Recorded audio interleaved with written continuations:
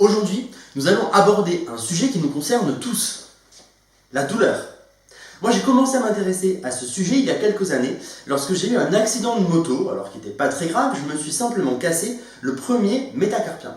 Et quand j'étais dans la salle d'attente des urgences, je me suis appliqué une petite fiole de menthe poivrée que j'avais dans ma sacoche, et j'ai ressenti à ce moment-là une disparition totale de la douleur.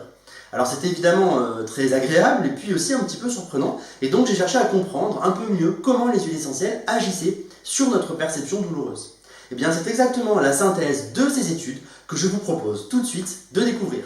En fin de vidéo, vous aurez un petit bonus avec la proposition d'une synergie qui vous permettra de mieux gérer votre sensation douloureuse.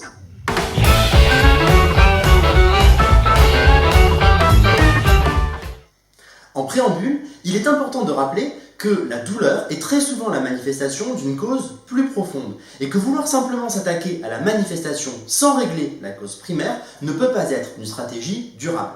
Bon, ceci dit, on n'a pas toujours accès à la cause primaire. Quand j'étais dans la salle d'attente des urgences, je n'allais pas régler ma fracture dans la minute. Pourtant, j'étais bien content de pouvoir avoir une huile essentielle qui allait diminuer ma sensation douloureuse. Alors c'est exactement ce qu'on va chercher à comprendre maintenant. Et pour ça, on va d'abord réfléchir à la façon dont l'organisme produit le signal douloureux. Plusieurs étapes interviennent dans ce mécanisme.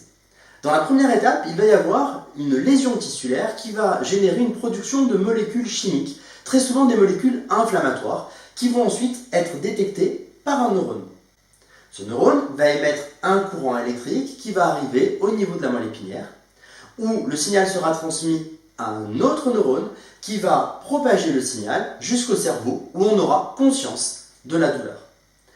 Alors, si on résume toutes ces différentes étapes avec un exemple simple, imaginons que je me pique le doigt avec une aiguille. La piqûre va générer à ce niveau-là une libération de médiateurs chimiques, de molécules, qui vont être détectées par un neurone.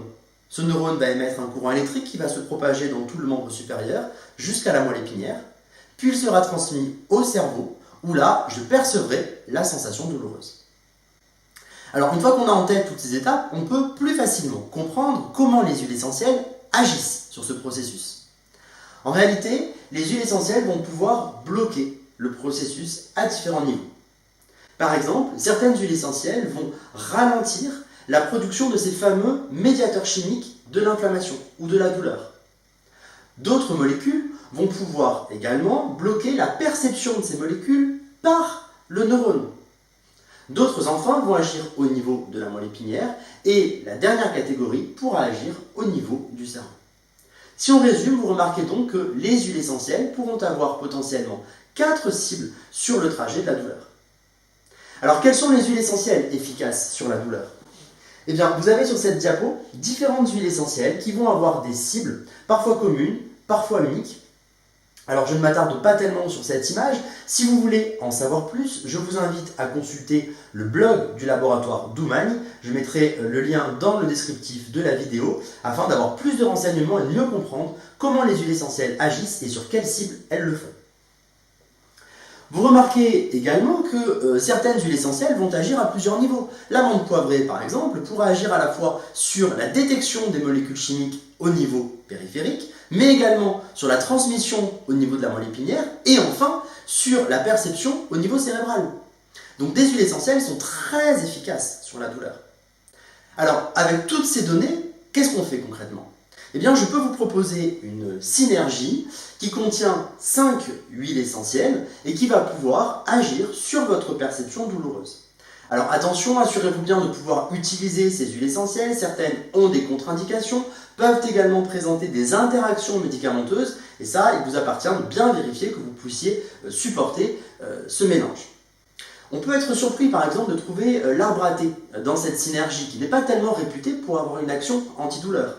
Pourtant, cette huile essentielle contient du paracimène, qui est une molécule très efficace contre la douleur, en particulier lorsqu'elle est en synergie avec d'autres molécules comme le génol, contenu dans le clou de girofle, ou le menthol, contenu dans la menthe poivrée.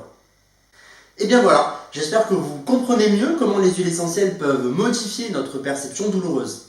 Pour finir, je voulais revenir sur la fin de l'anecdote de ma fracture de la main. Vous savez que la menthe poivrée a une action réfrigérante, c'est connu. C'est d'ailleurs une des contre-indications, une des raisons pour lesquelles on interdit de l'employer sur des surfaces corporelles étendues. Et bien pourtant j'ai appliqué peut-être 1 millilitre sur une surface assez réduite, simplement la base du pouce, et ça a suffi pour me refroidir durablement. Quand j'étais en salle d'opération, j'étais complètement frigorifié. Les infirmières ont même dû appliquer un soufflant sous le drap d'opération pour que je me sente un petit peu mieux. Voilà, et bien écoutez, j'espère que toutes ces informations vous seront utiles et je vous dis à bientôt pour une prochaine vidéo. N'oubliez pas de vous abonner également à la page du laboratoire d'Oumagne si vous voulez être tenu informé de toutes nos publications.